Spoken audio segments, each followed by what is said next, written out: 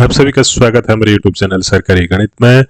एक और कदम 8 पे कमीशन की तरफ आई एक और नई चिट्ठी। किन सभी टॉपिक्स में 8 पे कमीशन काम करेगी आया सामने। लगभग 40 विषय वस्तु में होगी काम। तो चलिए शुरू करते हैं। वीडियो को लाइक करिए, चैनल को सब्सक्राइब करिए और शेयर करिए।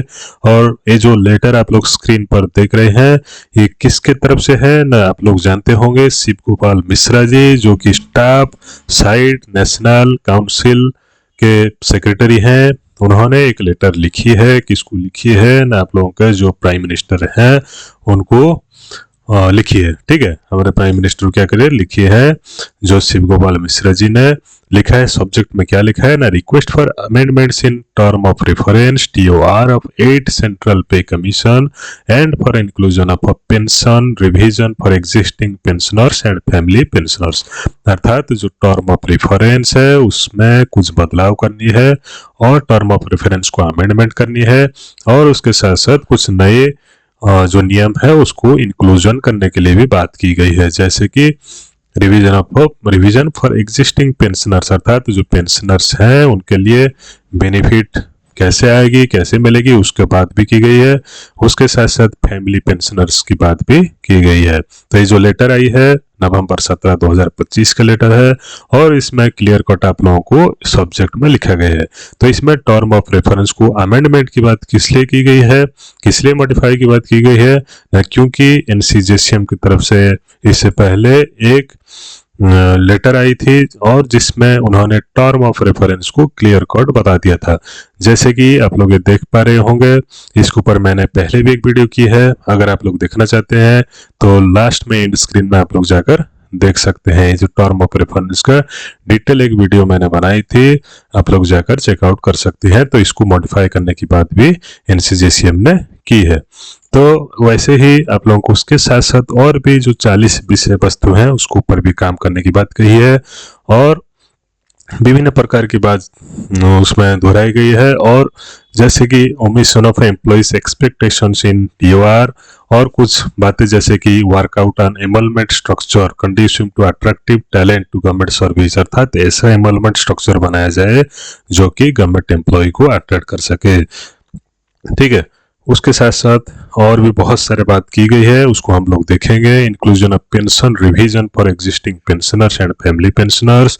उसके साथ साथ आप लोगों का रिस्टोरेशन ऑफ ओल्ड पेंशन, जो कि सबसे बहुत बड़ा मुद्दा है, रिस्टोरेशन ऑफ ओल्ड पेंशन, अर्थात आप लोग जो सेंट्रल गवर्नमेंट एम्प्लॉय के लिए including railway employ, defence civilian employ, paramedical force, paramilitary force, सबके लिए आप लोगों के लिए जो अंडर नेशनल पेंशन सिस्टम में है उनके लिए ओल्ड पेंशन को रिस्टोर करने की बात कही गई है।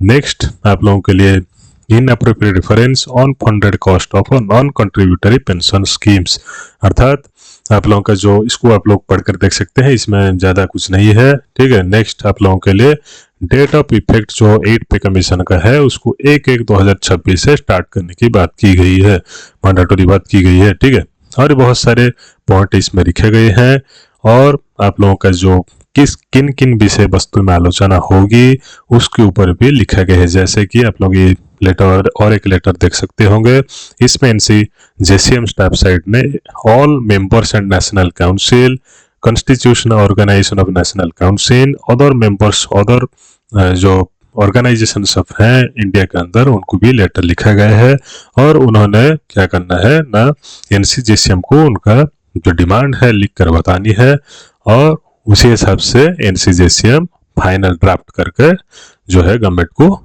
सेंड करेगी। ठीक है, तो इसमें विभिन्न प्रकार का मुद्दा रखा गया है, किन किन विषय वस्तु में आलोचना होगी और किन किन विषय वस्तु से आलोचना होकर आप लोगों का जो ड्राफ्ट है, ड्राफ्ट मतलब TOR का ड्राफ्ट है, उसको गवर्नमेंट के पास भेजा जाएगा और गवर्नमेंट अप्रूव कर सकती है। तो इसमें पहले तो बहुत सारे, जैसे कि fixation of minimum wage with full satisfaction like calories required for adult, number of family units, adulteration food, non food, clothing items, ये जो इत्यादि इत्यादि जो लिखा गया है। जैसे कि आप लोगों ने पता होगा आर्क्यूड फॉर्मूला। ठीक है, आर्क्यूड फॉर्मूला के हिसाब से मैंने भी इससे पहले एक वीडियो बनाई थी जिसमें आर्क्यूड फॉर्मूला में 8 पे कमीशन का सैलरी कैलकुलेशन की गई थी।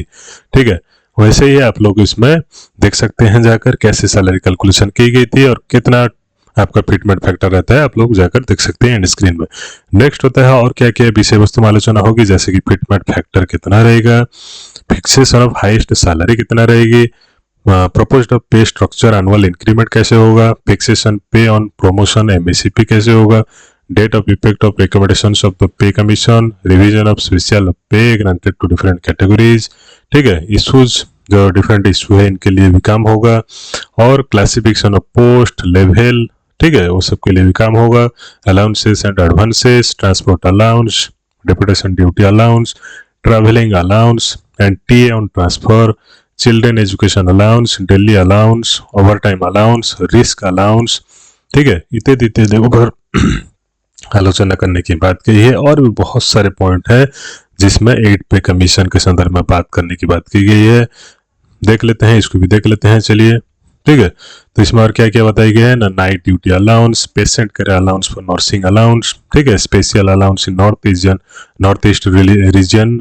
High altitude allowance, all types of advances including additional advances, housing facility including house building allowance, ठीक है, house rent allowance, promotion policy, MSCP scheme, central government employ group insurance scheme, all leave related issue, leave travel concession, medical facility, women employees, compensated ground appointment, regularisation of contractual, जो regular contractual employ हैं उनको कैसे regular किया जाए उनके बारे में, bonus, ठीक है, अर्बी transfer policy, litigation on service matters, और मेन मुद्दा जो है आप लोगों के लिए restoration of old pension scheme, उसको भी इंक्लूड किया गया है इसके जो डिमांड में, ठीक है, restoration of old pension scheme. उसके साथ साथ आपका जो रिवीजन ऑफ पेंशन है, रिवीजन ऑफ सैलरी है, 1/1/2026 से स्टार्ट करने की बात की गई है, डिमांड की गई है, और उसमें death come retirement gratuity, commutation of pension, enhancement of pension, family pension इत्यादि की बात भी की गई है।